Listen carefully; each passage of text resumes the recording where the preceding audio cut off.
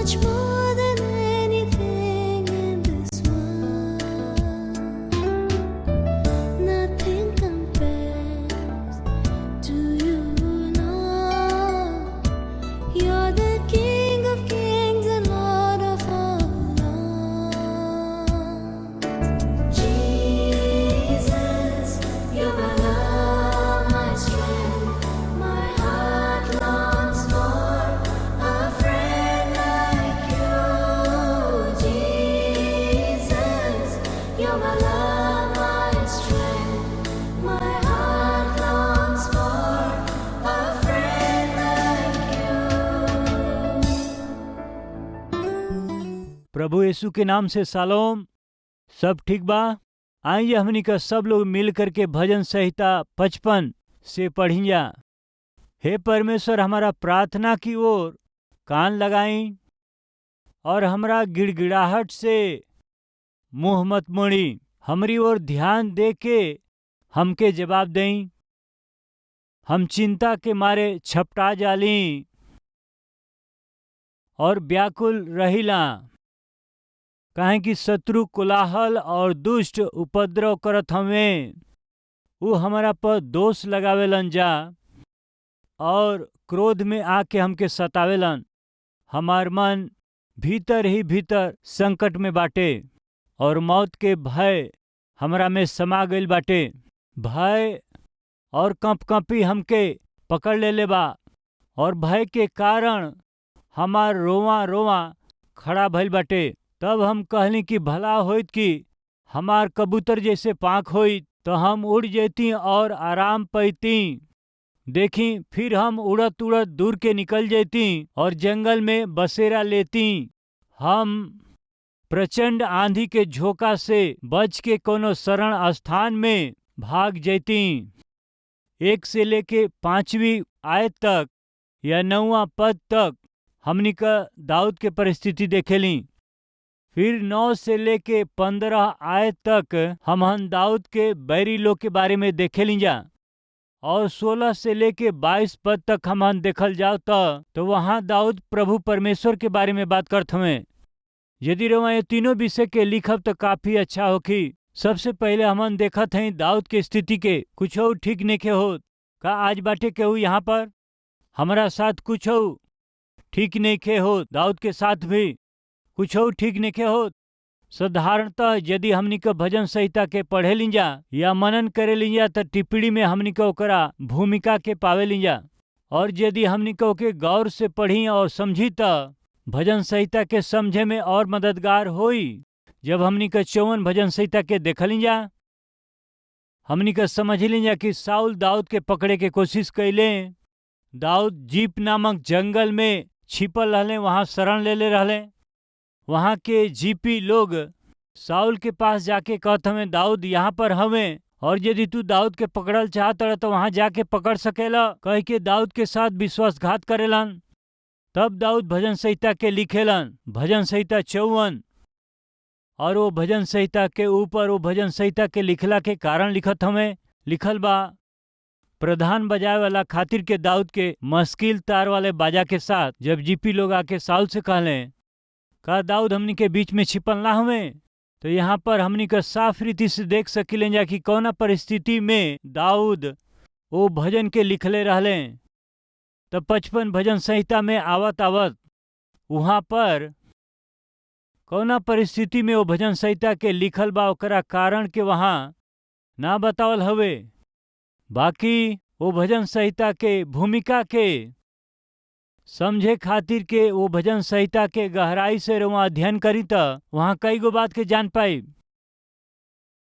देखी 10वां पद, वास्तव में हमनी के 9वां पद से आगे पढ़ के, हे प्रभु उन लोग के सत्यानाश करी और उनकरी भाषा में गड़बड़ी डाल दें, काहे कि हम तो नगर में उपद्रव और झगड़ा देखली। रात दिन वो शहरपनाह पे चढ़ के वो चारों ओर घूमेलन और ओकरा भीतर में दुष्टता और उत्पात होखेला। ओकरा भीतर दुष्टता बसेरा कैले हवे और अंधेर उत्पात और अत्याचार ओकरा चौक से दूर ना होखेला। जे हमार नाम धराई करेला उ शत्रु ना रहले, नहीं तो हम सह लेती। जवन हमारा विरोध में बड़ाई मारेलन उ हमार बैरी ना हवे, नहीं तो हम उनकरा से छिप जैती। बाकी उ तो रहुए रहली। जवन हमारा बराबरी के आदमी हमार परम मित्र और हमारी पहचान के रहले। हम दोनों कितना आपस में मीठा मीठा बात करत रहली। हमन भीड़ के साथ में परमेश्वर के भवन में जात रहली जा।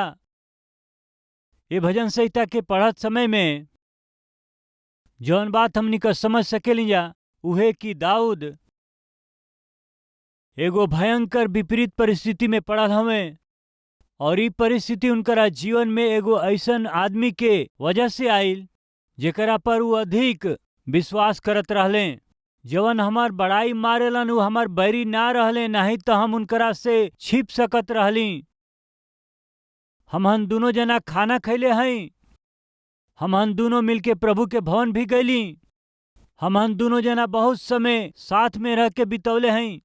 रउआ हमार मित्र ही हमरा जान पहचान के हई। जब दाऊद ऐसन कहलन एकर मतलब कि दाऊद जेकरा पर विश्वास करत रहले ऐसन एगो आदमी उनकरा के विश्वासघात कैले और ये विश्वासघात की वजह से उनके जान जात रहल। का यहाँ केहू बाटे का जेकरा पर हम विश्वास करत रहली उनकरा वजह से जान जात हवे? हमरा विश्वास योग्य परिचित की वजह से आज हमरा पर बहुत अधिक आर्थिक बोझ आ गईल हवे। हमरा एगो विश्वास योग्य आदमी से हमरा परिवार के शांति ही चल गईल बा। हमरा एगो विश्वास योग्य आदमी से हमरा नौकरी में परेशानी आयल ह। जेकरा पर हम विश्वास कैली उन्हीं की वजह से आज हमार शांति हमसे चल गईल बा। हमरा हृदय के चोट लागल बा। विश्वास दिला के हमरा पीठ पर पीछे से छुरा मरले।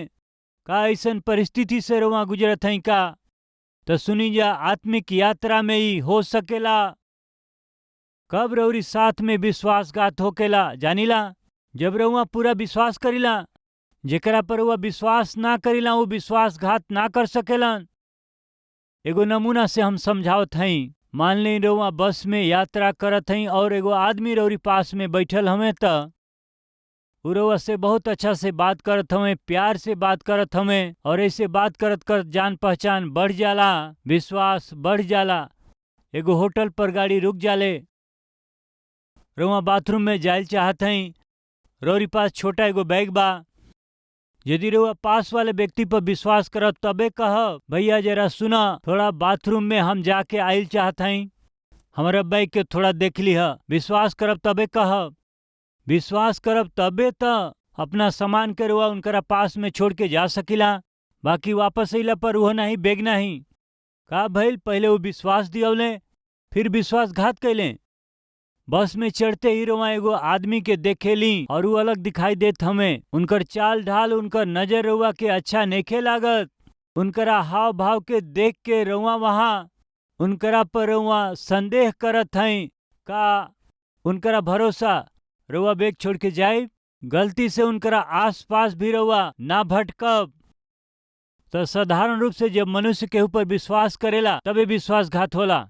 आज वह विश्वास तरौरी जीवन के ही बाधित कैले बाटे, नुकसान करवले बाटे। ई सहज बा। अपना जीवन में हम बहुत नुकसान उठौले बानी विश्वास की वजह से। एक दिन के बात हवे, हम काफी परेशान रहली, दुखित रहली। अरे जेकरा पर हम विश्वास कैली वो हमरा के धोखा दिहले, हमरा साथे विश्वासघात कैले। ऐसन सोच के हम एगो मीटिंग में जात हई और एगो भाई हमके मीटिंग में लेके जात हमें। हम वो मीटिंग में एकदम पीछे बैठ गई रहली। एगो बाइक के ऊपर हम बैठ गई रहली। हम डिस्टर्ब रहली। वो भाई हमके मीटिंग ले गए तो वो हमार मित्र वचन से प्रचार करत रहले। वो थोड़ा हकलालन बात करत समय तो प्रचार करत करत अचानक बोल पड़ले, भैया सबसे प्रेम करे के चाही भैया। हम सुनली, कहली ठीक बा और कहली इन्हीं के वजह से आज परेशान बानी। मन में सोच के वचन के सुनत रहली। हकलात रहले ना हमार दोस्त, यही से वो धीरे धीरे बोलत रहले। तो थोड़ा देर के बाद अचानक फिर से एगो बात कहत हमें, भैया फिर से का भाई केहू पर ना विश्वास करे के चाही। सुन के हम कहले कि फिर से बोली, केहू पर विश्वास मत करी भाई। ई हमरा के बहुत नया लागल। दूगो बात कहलन। पहला, सबसे प्रेम करी। दूसरा, केहू पर विश्वास मत करी। प्रिय भाई बहन, जोना बात के वही दिन हम सुनले रहली, वो बात तो हमरा जीवन में बहुत अधिक गहरा प्रभाव डलस। हमरा सोचला के तरीका के, प्रेम कैला के तरीका के बदल दिहलस। प्रेम सब बात के विश्वास करेला, संदेह नहीं के। आज हमन में बहुत लोग के परेशानी में पड़ला के मुख्य कारण, आर्थिक दिक्कत में पड़ला के मुख्य कारण, जीवन में धोखा खैला के मुख्य कारण जानत हई का ह? एगो आदमी से हमन प्रेम करीला, जेके प्रेम करीला विश्वास भी करीला, विश्वास कैला के बाद ही धोखा खा ली जा। वही दिन हम एगो फैसला कैली, हम सबसे प्रेम करब, साथ ही साथ सब पर विश्वास भी करब। बाकी समझी, कई बार जब हताश होली जा, अगर जेकरा पर हमनी के प्रेम करीला और हमनी के साथ में वो समय होखेलन, तब उनकर सहारा हमनी के ले ली जा, ठीका ले ली जा। मान ली हमनी के बच्चा हमनी के गोद में बा, वो का करी है वो समय? हमनी के कान्ही पर सिर रख के वो सुत जई हैं। काहे कि वो हमसे प्रेम करेलन। वो प्रेम का कैलस? माँ बाप पर विश्वास दिलौलस। विश्वास कैला से का होखेला? उनके शांति दिहलस, साथ ही आराम के नींद भी दिहलस। लेकिन ध्यान से सुनी, सब केहू माँ ना होला, सब केहू बाप ना होखेला।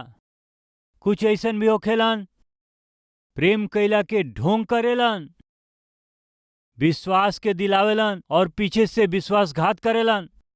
यदि रउआ ऐसन व्यक्ति के सहारा में बानी तो जरूर गिर जाए रउआ। यही खातिर से अपना अनुभव से सलाह दिहल चाहत हई, यदि रउआ केहू से प्रेम करीला या विश्वास करीला तो सहज बा रउआ उनकर सहारा ले। बाकी इतना भी रउआ आश्रित मत हो जाए कि यदि वो कहीं रउआ के धोखा देख के चल गईले तो रउआ नीचे मत गिरी। यानी गिर गईले जितना विश्वास मत करब, जितना विश्वास करे के चाही उतने ही विश्वास करी। 20 साल पहले हम अपना जीवन में एकरा के सीखली। दाऊद के स्थिति आज बिल्कुल ठीक ना हो। काहे ठीक ना हवे? काहे कि जौना लोगन पर वो विश्वास कैले वो उनकरा के धोखा दिले। परिस्थिति बदल गई बाटे। विश्वास की वजह से दाऊद के अपन सिंहासन छोड़ के भागे के पड़ल। कल तक जौन महाराजा दाऊद रहले, आज उनकरा के अपना सिंहासन के और राज के छोड़ कर के छुपे खातिर भागे के पड़ल। ये सब के कारण का रहल?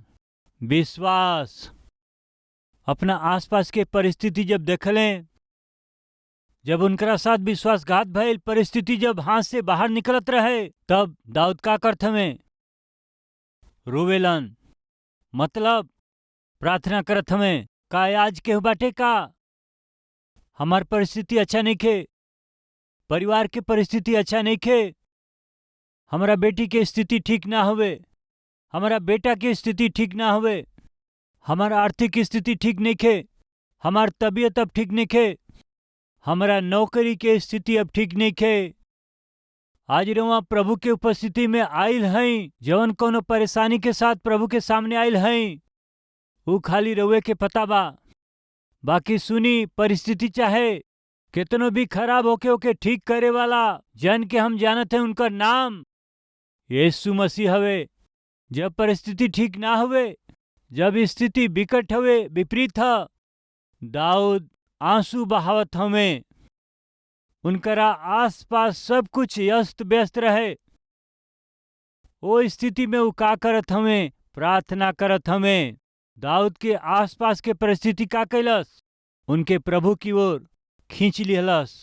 एगो उकाब गहिरा घना काला बादल में वो देख के वो का करेला जानत हई? उकाब के एगो विशेषता हवे, काला बादल उकाब के नीचे की ओर ना ढकेलेला, बल्कि सूरज की ओर बढ़े के प्रेरित कर देला। काला बादल के देख के उकाब समझ जाला कि वर्षा अइला के समय होत बाटे। यही से ऊ का बादल के देख के घबराला नहीं, बाकी ऊ त सूरज की ओर बढ़ेला। प्रिय भाई और बहन लोग सुनी, यदि आज रहुआ ऐसे ही काला बादल के सामना करत हई, घनघोर अंधेरी घटा से घिरल हई, एगो बात के अच्छा से समझी, ऊ रउआ के बर्बाद करे ना आइल। उनके अनुमति यही खातिर दिहल गईल कि रउआ परमेश्वर की ओर अधिक करीब बढ़ सकी। यह आत्मिक जीवन के जरूरत हवे। ओ दिनन में दाऊद जौना परिस्थिति के सामना कैले, ऊ परिस्थिति उनकरा के परमेश्वर के करीब कर दिहलस। ऊ परमेश्वर के और अधिक करीब गईले। सांझ के, सवेरे और दोपहर। वचन में देखी 55 भजन संहिता 17वां पद। सांझ के, भोर के, दोपहर के हम कराहत रहब और दोहाई देव। कितना बेर? 3 बार। कैसे शुरुआत भइल? सांझ के, सवेरे और दोपहर। थोड़ा अलग हवे। कैसे होके के चाही? सवेरे, दोपहर के और रात के। यहाँ कोनो गलती होकल होखी शायद अनुवाद में ही। का ऐसा सोचत हई? बिल्कुल नहीं। यहूदी लोग के दिन के शुरुआत शाम से होखेला, हमनी के दिन के शुरुआत सवेरे से होखेला।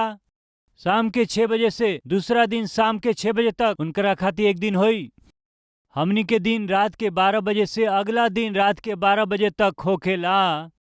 शाम के 6 बजे का मतलब उनके दिन के शुरुआत।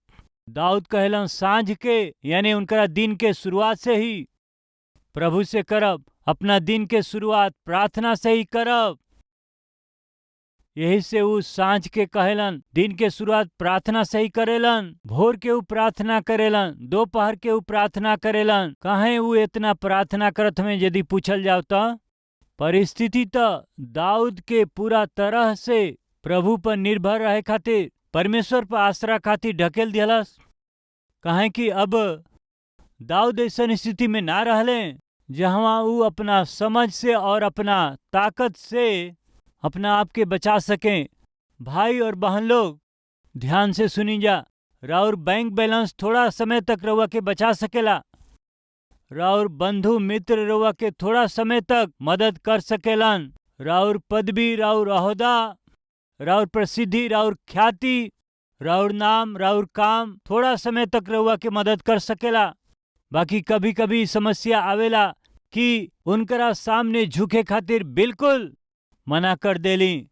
दाऊद के सामने जवन समस्या आइल, उनकरा राज्य के वजह से, उनकरा अधिकार के वजह से या उनकरा युद्ध कौशल की वजह से, वो समस्या के कोनो भी समाधान ना निकलल, बल्कि एकरा विपरीत अपना ही अधिकार के खोवा देत हमें, सिंहासन के छोड़े के पड़ जाता और अबू जान बचा करके भागत हमें। ऐसा ह परिस्थिति 55 भजन संहिता के लिखला के जवन पृष्ठभूमि वहां बाटे, ओकरा के हम दूसरा सामुएल के पुस्तक 15वां, 16वां और 17 अध्याय में पावेली। ये तीनों अध्याय के जवन घटना बाटे उहे एकर पृष्ठभूमि है। आसान शब्द में रउआ के समझावे के हम प्रयास करत हई। दाऊद के शासन काल के समय एगो ऐसन दुश्मन उनकरा विरोध में खड़ा हो गलन जेकर कल्पना भी उ ना कैले रहलन। के ह? बेटा अब्सलोम। उनकर बेटा अब्सलोम जेकरा से बेहद प्यार करत रहले, उहे बेटा उनकरा विरोध में अब खड़ा हो गए हमें, उनकरा हत्या के उ प्रयास करत हमें। एगो निसहाय स्थिति में दाऊद खड़ा हमें। का उ अपना तलवार से अपना बेटा के मार सकेलन? ना कर सकेलन। चली खुद ना कर सकेलन, बाकी अपना दूसरा सेनापति के या कोनो और व्यक्ति के भेज के हम तो ना मार सकेलन, जा तू मार द और हमके बचावा। का उ ऐसन कह सकेलन? ना कह सकेलन। का उनकर कूटनीति, का उनकर राजनीति उनकर राज्य के बचा सकेला? बिल्कुल नहीं। जब उनकर खुद के बेटा उनकरा विरोध में खड़ा होके उनके मारे के कोशिश करत हमें तो करे के बहुत कुछ कर सकेलन, बाकी अपना हाथ के बांध के खड़ा भइला के स्थिति दाऊद के आज आ गईल हवे। ये सब के कारण का रहल?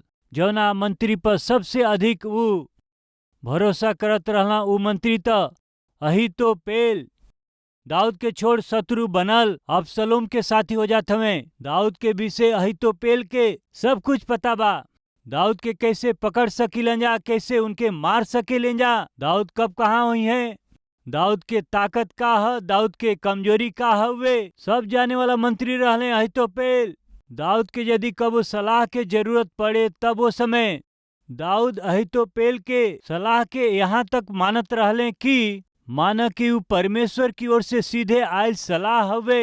इतना अधिक वो अहीतोपेल पे विश्वास कैले, इतना अधिक करीब एगो सलाहकार मंत्री अचानक दाऊद के छोड़ के शत्रु बनल वो अबसलोम के साथी वो बन जात हवे। एकरा के जान के दाऊद बहुत ही दुखी होत हवे। यही से लिखेले, तू हमार शत्रु ना हो, नहीं तो हम तो से छिप जैती, नहीं तो तोहरा के मार देती।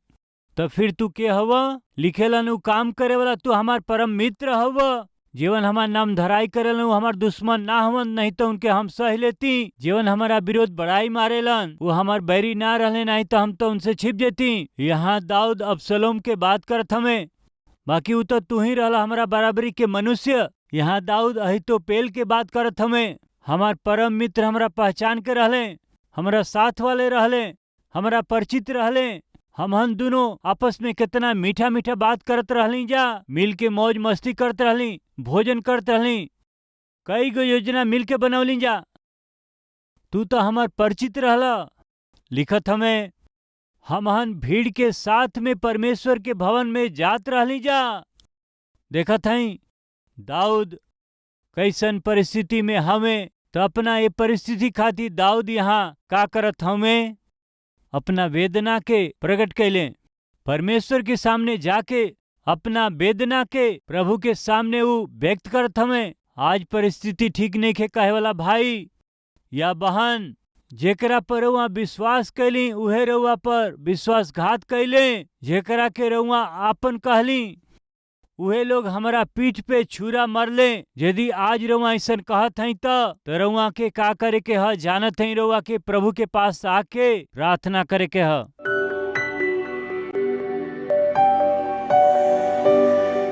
हे पिता, हमरा के दर्शन देई, अपना बच्चन के व्याकुलता पर ध्यान करी प्रभु, उनकरा दिल के गहराई के दर्द के रउआ जानीला प्रभु, हमनी के अंदर के डर के और भय के रउआ दूर कर दें पिता। अपना संतान के प्रार्थना के सुन के उनकरा के स्वर्ग से जवाब दें पिता। हमहन के प्रार्थना के जवाब में आश्चर्य कर्म के करे वाला रउआ परमेश्वर हई। के यहाँ कौना समस्या से होकर के आइल बाटे, कौना बीमारी में वो होकर के आइल हवन, सब कुछ जाने वाला परमेश्वर हई रउआ। अपना बच्चन के दृढ़ करी, अपना बच्चन के नया बल देई, उनके अच्छा स्वास्थ्य देई, अपना सामर्थ से भर दें पिता। अपना महान कृपा के उनकरा के दिखा देई। नौकरी के हर समस्या के रउआ दूर करी, परिवार के हर तकलीफ के रउआ दूर करी, पति पत्नी के बीच में बच्चन के साथ में जौन परेशानियों के सबके दूर करी, उनकरा वेदना के दूर करके आप महिमा लें। प्राण आत्मा शरीर में जवन उनकरा वेदना बा प्रभु यीशु के नाम से उनके दूर करी। ये प्रार्थना यीशु के नाम से सुनी और कबूल करी, आमीन। ये भाई और बहन, रउआ सबके सलाम, रउआ अच्छा है। कलवरी आवाज 2003 में शुरुआत भइल और आज 2023 के 20 बरिस हो चुकल बा। प्रिय रउआ ये टीवी प्रोग्राम से प्रेम कैली, प्रोत्साहित कैली, प्रार्थना कैली और उतने नहीं अपना भेंट के जरिए रउआ सब मदद कैली। यही से हम रउआ सबके पूरा दिल से धन्यवाद करत हई। आज एक कार्यक्रम के जरिए हजारों और करोड़ों लोगों तक जीवित परमेश्वर के अद्भुत सुसमाचार के पहुंचावे खातिर रउरी जरिए कैल गई मदद खातिर हम दिल से धन्यवाद देते हैं। और यही समय हमनी कई कलवरी आवाज के कार्यक्रम भोजपुरी में ही ना, भारत देश में बोले वाली हर एक मुख्य भाषा में प्रभु यीशु मसीह के सुसमाचार के हम पहुंचा सकें परिश्रम करत हैं। वैसे ही हर महीना लगभग 650 टीवी कार्यक्रम के प्रसारित करत हई जा। बोझ से भरल ई सेवकाई आगे जाए के बात निश्चित रूप से राउर सहायता, प्रार्थना और सहयोग बहुत जरूरी बा। एगो कार्यक्रम के प्रसारण खातिर अनेक चैनल के माध्यम से 20,000, 30,000, 40,000, 50,000 तक एगो कार्यक्रम खातिर खर्चा करे के पड़ेला।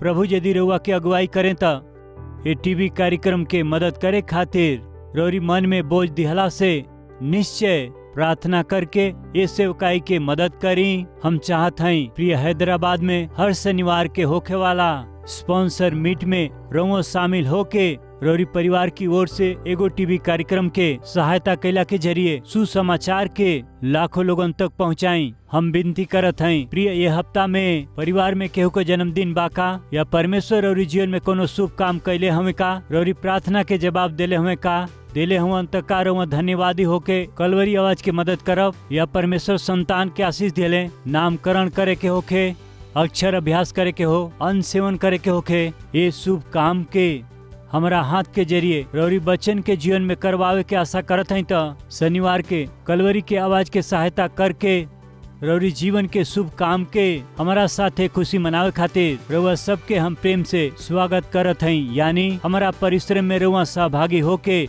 अपना खुशी के बांटी, रौरी खुशी में हम सहभागी होके रौरी खुशी के पूरा करे के बा। दिल से चाहत हम ये अद्भुत परमेश्वर के सुसमाचार के संसार के पहुंचावे के प्रक्रिया में रौरी प्रार्थना और उत्साह के चाहत हम प्रभु में राउर प्रिय सतीश कुमार।